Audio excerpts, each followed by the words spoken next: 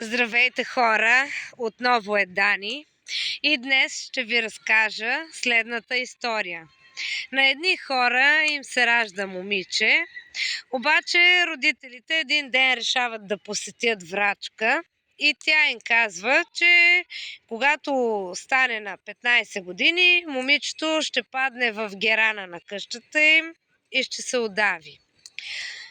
И притеснили се родителите, за безопасност решили да зазидат герана, зациментирали го, минавали се годините, нищо не се е случвало и точно на 15-та годишнина от възрастта на детето, на самия ден, в който е било уречено това да се случи, детето отива, ляга върху герана и умира на място.